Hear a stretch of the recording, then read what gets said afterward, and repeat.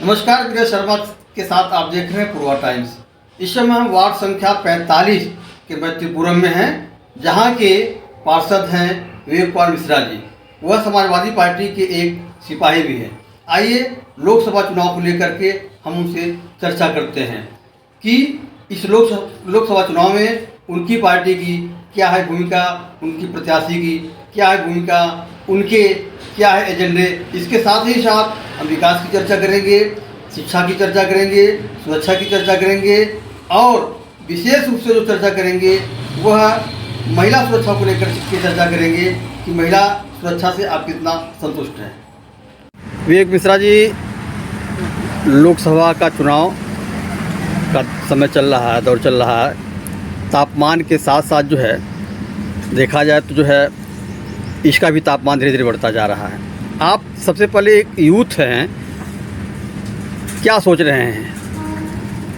जैसे कि आप देख रहे हैं कि कहीं ना कहीं आपने ये मुझसे एक जानकारी दी है कि चुनाव के तापमान के साथ, मौसम के तापमान के साथ साथ चुनाव का तापमान भी बढ़ते ही जा रहा है, तो बड़ी अच्छी बात है। ये भी एक तरीके का पर्व और त्यौहार ही है, जहाँ पे हमारे आने वाले भविष्य में जितने भी हमारे होली, दिवाली, दशहरा, दीपावली मनने वाले हैं, उन सब चीज़ों का आज ही से और इस चुनाव के ही मद्देनज़र कहीं ना कहीं एक सही परिणाम आने वाला है कि भविष्य हमारा गर्त की ओर जा रहा है या प्रकाश की ओर जा रहा है। जैसे कि आप यूथ की बात करेंगे तो सारा दारोमदार यूथ के ही ऊपर डिपेंड हो चुकी है, क्योंकि पिछले 10 सालों से जो वादे किए जा रहे हैं उस वादों पर कहीं भी सरकार खरा नहीं उतरा है और बार बार यूथ को और जो युवा पीढ़ी है इनको कहीं ना कहीं छला ही गया है। इनको तमाम वादे करके, तमाम विश्वास दिला करके, उनका मत के अधिकार को भ्रमित करके ले करके फिर अपनी तानीशाही कर रहे हैं और पुनः एक बार फिर से ऐसी स्थिति बनने की कोशिश में ये लोग लगे हुए हैं जो इनका कहना है 400 पार, 500 पार, 300 पार, 200 पार।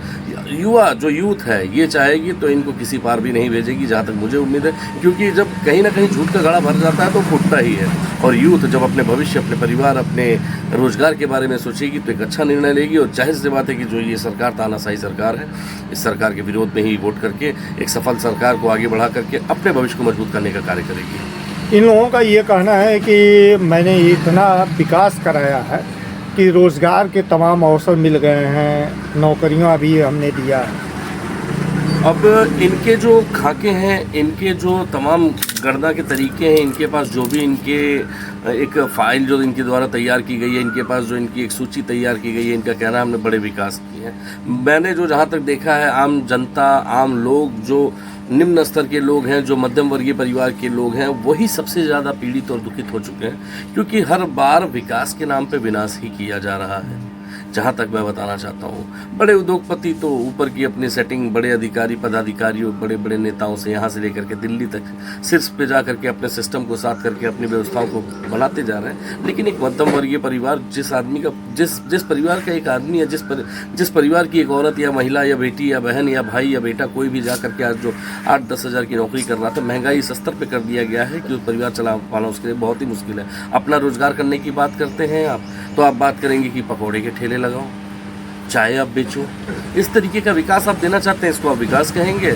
रोजगार दें तो उस तरीके के रोजगार दें जहाँ से युवा पीढ़ी को इस समझ में आए कि हाँ, हम कुछ बेहतर से और बेहतर कर रहे हैं और हमारा भविष्य उज्जवल होने वाला है और हमारा भविष्य उज्जवल हो रहा है। आपके सामने, आपके गोरखपुर शहर में, हमारे गोरखपुर शहर में फर्टिलाइज़र बनाया गया। फर्टिलाइज़र को पुनः शुरुआत की गई, लेकिन आप देख लीजिए वहाँ पे मुझे लगता है कि 7 से 8% लोकल लोग वहाँ नौकरी करते होंगे, जो गोरखपुर मंडल से अपना ताल्लुकात रखते होंगे। सारे लोग बाहर से ही आए हैं, सारे लोग बड़े बड़े लोग हैं, प्रोसेस से बाहर से आकर के उनको अपॉइंट किया गया। इस तरीके से विकास होगा। जनता आपकी अपनी है, जनता के भी आप पे आप हैं, जनता के भी आप पे हम हैं।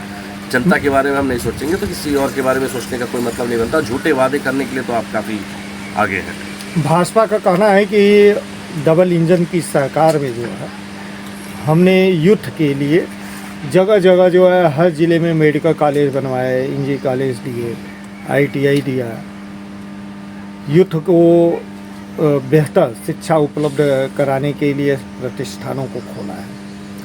आप जो कि देख रहे होंगे, प्रतिष्ठानों को खोला है यूथ की पढ़ाई के लिए, औद्योगिक क्षेत्र को लेकर के, या जो भी इन लोगों ने वायदे किए हैं सारे के सारे बेबाक और खोखले। आज अगर ऐसी स्थिति होती ना तो हर चौराहे पे 10 ठेले आपको नहीं दिखते मोमोज और चाउमीन बेचने वाले युवाओं को, जिनके हाथ में डिग्रियां पड़ी हैं। अभी आप देख रहे थे बीच में, अभी भी क्या, अभी तो बंद हुआ है, आचार संहिता चल रही, इस वजह से बीच में ये था कि अपने आत्मनिर्भर बनने की परिभाषित किया जा रहा था।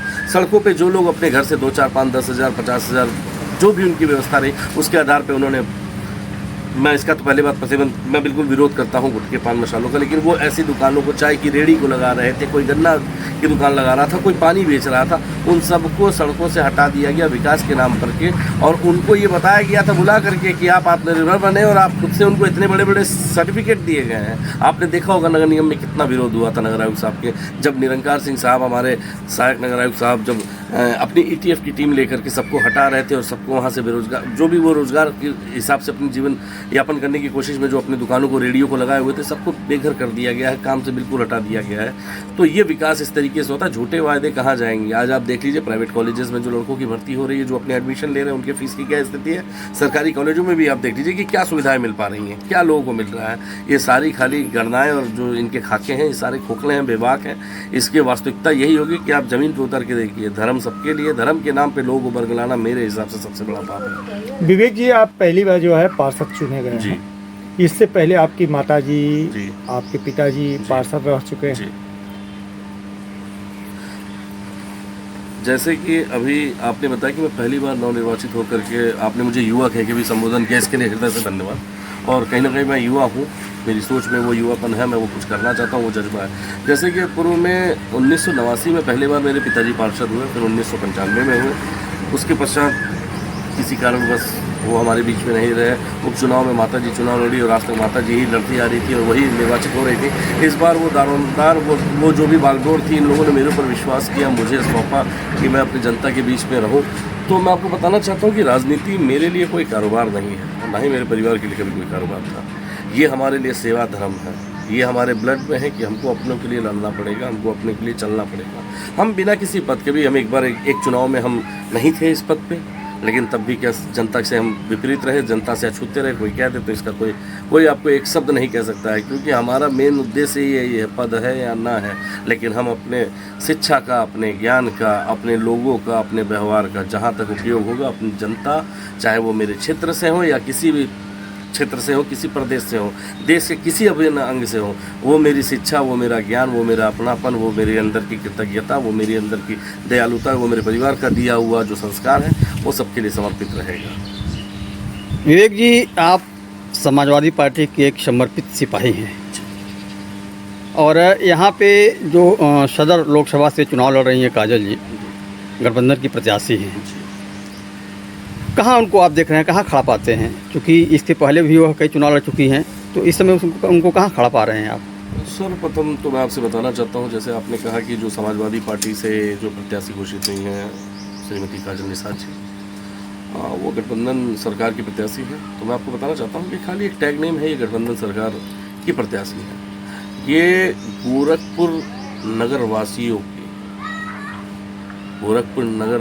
की, गोरखपुर के मजलूम लोगों की, गोरखपुर में जो अपने हक को नहीं पा रहे हैं, ऐसे लोगों के द्वारा बूस्टअप की हुई और उनके सर पे उनका हाथ रखा हुआ, वो उनकी प्रत्याशी है। वो एक अच्छी बात है। गठबंधन एक पार्टी की आप बात करेंगे, गठबंधन के आधार पे उनको यहाँ पे लाया गया, लेकिन वो आम जनता की तरफ से प्रत्याशी होकर के आई हैं। जैसे पूर्व में भी उन्होंने कंपेयरगंज से चुनाव लड़ा, उसके बाद उन्होंने मेयर के लिए भी दावेदारी की। आपने देखा कि एक महिला कितना संघर्ष कर रही है आम लोगों के लिए, आम जनता के लिए, जो दबे हुए हैं, कुचले हुए हैं, जो परेशान हैं, जिनका अधिकार नहीं मिल रहा है, जिनके लिए कोई खड़ा नहीं हो रहा, उसके लिए काजल निषाद जी खड़ी हो रही हैं, और अपने साफ मन, साफ हृदय से और कर्तव्य निष्ठा को पूरा करने के लिए वो जनता के बीच में आकर के उनका प्रतिनिधित्व करने की हमेशा कोशिश करती हैं और कर रही हैं, और आगे भी करेंगी। निस्संदेह सरकार जो भी जिस तरीके का भी अपना ताम तिगड़ी लगा ले, लेकिन जनता जब अपना अधिकार और अपने मत का अधिकार सही जगह करेगी, अपने बेटी के लिए करेगी, अपनी बहन के लिए करेगी, तो निसंदेह सीट हमारी समाजवादी पार्टी की निकलनी है, क्योंकि ये सीट समाजवादी पार्टी की नहीं, आम जनता की होगी। और आप कहीं ना कहीं देख रहे होंगे कि पहले क्या था कि अभी जब ये गठबंधन हुआ तो इस गठबंधन का नाम INDIA से करके इंडिया करके आ गया, जैसे कि आप लोग भी देख रहे होंगे। तो माननीय प्रधानमंत्री महोदय ने और तमाम जो भी शीर्ष के नेता हैं, उन लोगों ने इंडिया शब्द का खंडन करते हुए भारत नाम से संबोधित करना भारत को शुरू कर दिया हिंदुस्तान में। तो मैं ये कहना चाहता हूँ उस विशेष में कि यही माननीय प्रधानमंत्री जी का दिया हुआ एक नारा था, बढ़ेगा इंडिया तो बढ़ेगा इंडिया। शायद आप लोगों ने भी सुना था। क्या ये हर ऐसी चीज़ों को एक सिरे से कभी भी नकार सकते हैं, कभी भी ला सकते हैं? मैं इस चीज़ की जानकारी जानना चाहता हूँ। तो नाम बदलने से अच्छा है ना विचार बदले। चाहे प्रदेश के नेता हों चाहे देश के नेता हों, जिनका सरकार चल रहा है, नाम बदलने से अच्छा विचार बदलें, आम जनमानस के बारे में सोचें, रोजगार के बारे में सोचें, शिक्षा के बारे में सोचें। और गोरखपुर लोकसभा सीट जो है जी शुरू से कांग्रेस का गढ़ रहा, बाद में जो है बीजेपी का गढ़ बन गया। जी ऐसे में उधर बीजेपी यह कह रही है कि डबल इंजन की सरकार है, गोरखपुर महानगर में देखा जाए तो ट्रिपल इंजन की सरकार है, नगर निगम भी उन्हीं का है। तो वो अपने विकास के अपने कार्यों पे जीतने का दावा कर रहा है। मेजॉरिटी बड़े होने से अगर आप इस चीज़ को मान लेंगे कि उनका ही सरकार है, उन्हीं का अधिकार है, देखिए किताबी परिभाषा में सरकार की कानूनी प्रक्रिया के आधार पर आप ये कह सकते हैं, लेकिन मैं आपसे बार बार एक बात कहना चाहता हूँ कि चाहे वो नगर निगम की सरकार हो, चाहे वो प्रदेश की सरकार हो, चाहे वो देश की सरकार हो, चाहे ये डबल इंजन की सरकार हो या ट्रिपल इंजन की सरकार हो, ये सरकार कहने को इनकी सरकार है, लेकिन सरकार मूलतः और वास्तविकता में है तो जनता की सरकार है। तो क्या गोरखपुर में विकास कार्य हुए हैं इन 5 वर्षों में? अब चकाचौंध और लाइट की रोशनी और बड़े बड़े इमारतों पे अच्छे अच्छे कमीशनदार और बड़े बड़े रसूख वाले पैसे वाले बिजनेसमैनों को चीज़ें देख करके अगर वो चीज़ों बनाने को विकास आप कहते हैं, तो मैं तो इस प्रकार की चीज़ों को विकास नहीं कहता हूँ, क्योंकि हम और आप जैसे मध्यम वर्गीय परिवार, मैं अपने आप को मानता हूँ कि मैं मध्यम वर्गीय परिवार से हूँ। मैं घर से निकलूँगा तो मैं 10 रुपये की चाय कोशिश करूँगा कि 7 रुपये में ही पी लूँ, क्योंकि इतनी मेहनत के बाद इतना तो मेरे पास रहे कि दिन भर एक थकान मिटाने के लिए एक कप चाय पीना हो तो 7 रुपये पीऊँ। ना कि मैं क्लार्क में जा करके, ना कि मैं रेडिसन में जाके, ना कि मैं कोर्टयार्ड में जा करके, ना कि मैं रमाड़ा जा करके 350 और 700 रुपये की चाय पीने की कोशिश करूँगा। आप देख रहे हैं तमाम सड़कों को तोड़ दिया जा रहा है, आज STP बनाया जा रहा है, गोरखपुर में गुड़दैया नाले का प्रकरण चला रहे हैं, 200, 400, 600 करोड़ का प्रोजेक्ट चला रहे हैं आप। हाँ? आपको ये नहीं पता है कि कार्यशैली क्या होनी चाहिए। आप पहले सीवरेज की चीज़ों को शुरू ही नहीं कर रहे हैं, आप नाला बना दे रहे हैं, बाद में आप सड़कों को अभी आप सड़कों का काम अलग से करवा रहे हैं, बाद में आप फिर उस सड़कों को खुदवाएंगे, फिर सीवरेज डालेंगे, फिर उसके बाद उस सड़क को बनाएंगे। किसी एक कार्य को सही करने के लिए आप 3 बार उस मत को, उस बजट को खर्च करेंगे। कोई अपने घर से लेके आ रहा है, ये सारे पैसे जनता के दिए हुए टैक्सेस हैं, तो उस टैक्सेस का सही यूज होना चाहिए और एक बार में उसको यूटिलाइज करना चाहिए। असुरन की स्थिति क्या हुई, कभी सड़क ऊपर, कभी मकान ऊपर, कभी मकान ऊपर, कभी सड़क नीचे। ऐसी स्थितियों को बार बार आप तोड़ फोड़ करेंगे। किसी के ये घर से दिया हुआ रुपए नहीं है, आम जनता के दिए हुए टैक्सेस हैं ये, तो उस पैसे का सही होना चाहिए। और विकास के नाम पे आप विनाश नहीं कर सकते, मेरा ये मानना है। लोगों का घर उजाड़ करके उनको बसाने की आप बात करते हैं। बड़े ही बेटी की शादी और ज़मीन लेना और मकान बनाना बहुत ही हिम्मत से और बहुत ही सोच के साथ हो पाता है। आपने महंगाई का मुद्दा उठाया, जी बिल्कुल। तो इन लोगों का ये कहना है कि महंगाई यदि बढ़ी है तो वेतन भी बढ़ा है। ये किसके बारे में ये कहना चाहते हैं? ये प्रदेश सरकार के कर्मचारियों के बारे में बात कर रहे हैं कि केंद्र सरकार के बारे में? दोनों सरकार के आप ये बताइए, कर्मचारी। जो प्राइवेट युवक जो कहीं किसी की दुकान पे काम कर रहा है, किसी शोरूम पे काम कर रहा है, किसी प्राइवेट कंपनी में काम कर रहा है, किसी प्रेस में काम कर रहा है, क्या आपको लगता है कि उसकी महंगाई तुरंत उसके रोजगार में इजाफा कर दिया गया, उसकी सैलरी में बढ़ोतरी हुई है? आप मुझे इस बात का जवाब दें। आपके कहे, मैं बार बार कह रहा हूँ ना कि इनके जो आंकड़े बताते हैं वो आंकड़े तो इस प्रकार बताएंगे कि सब कुछ ठीक है। आप कहते हैं कि हमने सैलरी बढ़ा दी। रेलवे कॉलोनी में केंद्र सरकार की चीज़ें हैं ना, जहाँ जिस मकान का हाउस अलाउंस करता था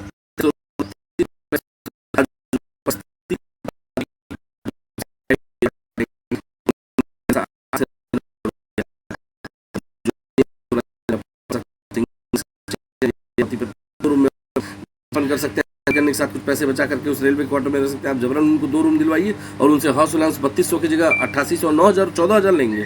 तो ये महंगाई आप मुझे सैलरी दे करके एक हाथ से दे करके पीछे से ले लेंगे, इसका क्या अर्थ होता है?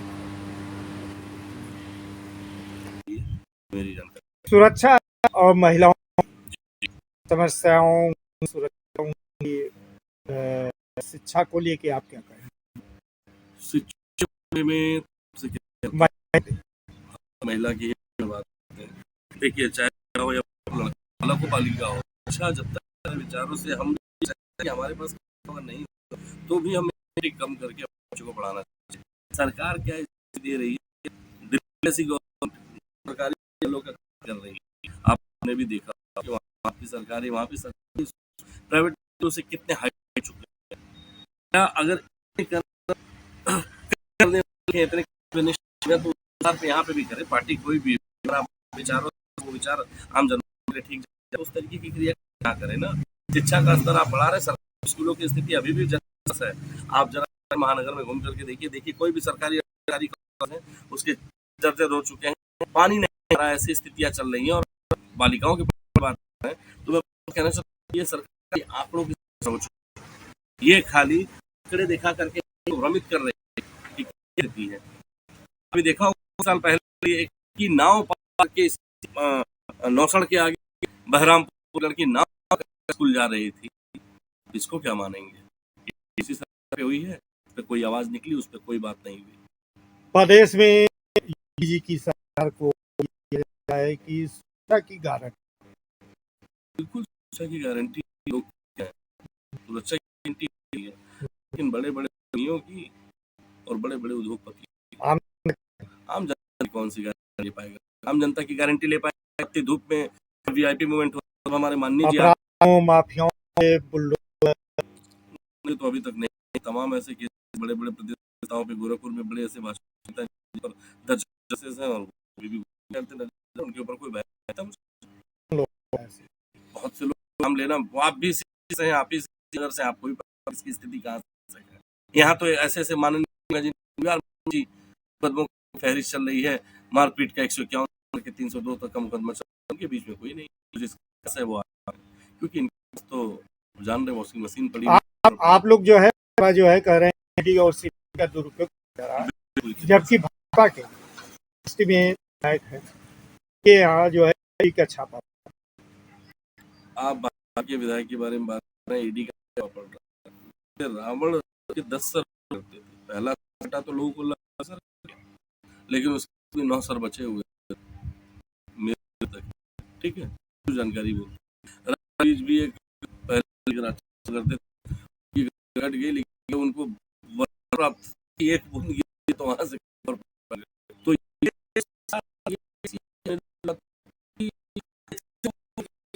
लोगों का बलिदान देती है, तो यही वो काम करते हैं, एक बलिदान देती है, ये तो उनकी मूर्खता, जो बेचारे तरीके की चीजों को जो सरकार को उसके बिल्कुल से अच्छे तरह से लगे होंगे, शायद मेरा एक है, लेकिन उस उनकी आधार पे फांसी कर गर्दन पे छुरी बलिदान दे करके अपनी आगे बढ़ाना चाहिए।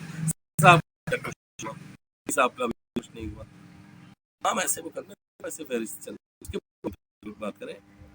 गोरखपुर की 9 सीटें जो है बीएसपी, जी 5 सीटों जो है मुस्लिम जी कैंडिडेट है। क्या गोरखपुर, मरियागंज, इलाहाबाद, बीएसपी के बारे में तो मैं क्या कहूँ, जैसे कोई पता है बीएसपी या अटैची वाली सर करते हिसाब से तो फर्क नहीं पड़ा है कि हिंदू दे रहे हैं, मुस्लिम दे रहे हैं, वो सबड़ को दे रहे हैं, को दे रहे हैं, किसको